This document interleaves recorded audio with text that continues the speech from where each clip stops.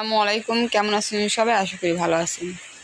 তো দুদিন রোদ হওয়ার পরে এখন আবার বৃষ্টি শুরু হয়েছে, যে রাত থেকে বৃষ্টি অবস্থা একদম খারাপ করছে, পানি জমে আছে, অনেক পরিমাণ বৃষ্টি হয়েছে।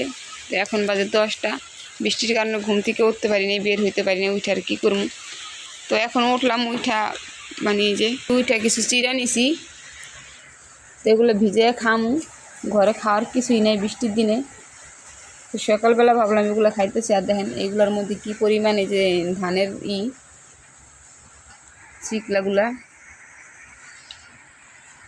এগুলো বাইসা নিতেছি, এগুলো শুধু তো খাওয়া যাবে না। চিড়াগুলো যেন কেমন একটু ভরো ভরো হয়ে গেছে।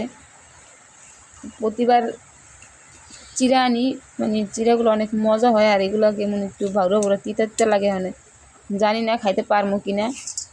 যদি খাইতে না পারি তাহলে আর কী করার আছে, এগুলো আবার আমার ফেরত দিয়ে তুইব। তো কেমন যেন লাগে, তা ধুইয়া দেখি কি অবস্থা, ধুইয়া খাওয়া যায় কিনা।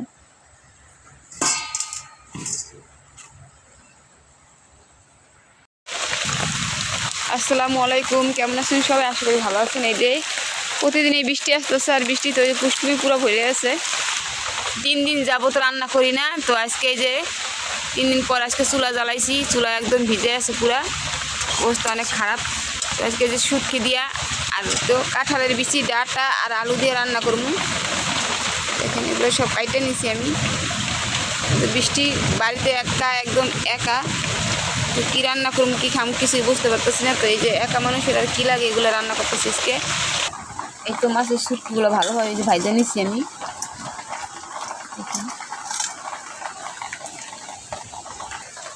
আগুন জ্বালাইতে অনেক কষ্ট, গ্যাস শেষ হয়ে গেছে, তো সমস্যা হয়ে গেছে। তো তেল দিয়ে দিচ্ছি, তারপর পেঁয়াজ দিয়েছি আর রসুন কাঁচামরিচ।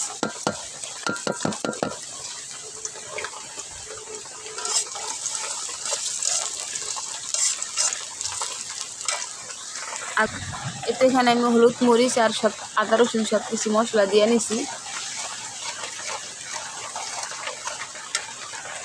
তো মশলা কষানো হয়ে গেছে, এখন আমি শুটকিগুলো দিয়ে দিতেছি।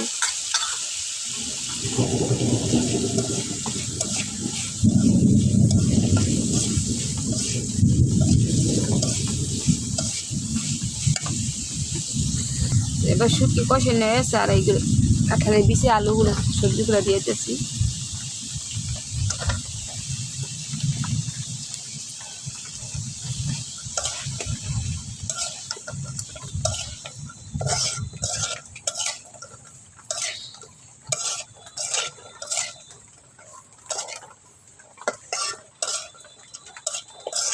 এটা ভালোভাবে কষাই নিন। এই তো আমার শুটকি রান্না হয়ে গেছে।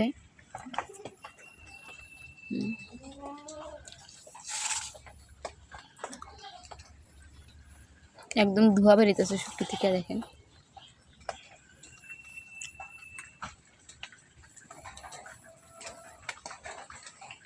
আমি কাঁঠালের বেশি ভালোভাবে ছিলা নিছি, আর এগুলো এই যে সেদ্ধ করে রাখতেছি, হালকা একটু সেদ্ধ করে তারপরে আমি ফ্রিজে রেখে দিই, কারণ এগুলো বালুর মধ্যে রাখাতে পয়সা গেছিলো। তো সেদ্ধ করে ফ্রিজে রেখে দিলে অনেক দিন পর্যন্ত ভালো থাকবো।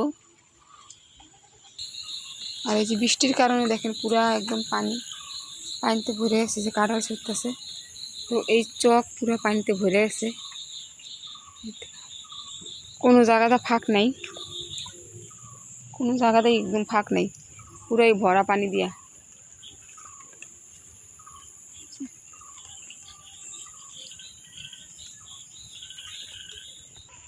যে এদিক দিয়ে পুরো অবস্থা খারাপ হয়েছে, দেখুন বাড়ির পাশে একদমই অবস্থা খারাপ পানির। এইখানটা আমি ছাই ফেলে রাখছিলাম, একটু উঁচা আছে, পুরা বর্ষা হয়ে গেছে, কি অবস্থা। আর এই যে বৃষ্টির দিনে ছাগলের অনেক কষ্ট। তো এই যে পানির মধ্যে নাইমা দেখছেন কিছু ঘাস খাইতে আনলাম, তো এগুলো ভিজা, এখন ছাগলে খাইতে পারবো না। আর এই যে দেখেন ছাগল খিদা একদম ম্যামা করতেছে, এই দেখেন কি অবস্থা। ওরা ভাবতেছে আমি ঘাস নিয়ে এসেছি। তাহলে সবাই ভালো থাকবেন, সুস্থ থাকবেন। আজকের মতো এতটুকুই ভিডিও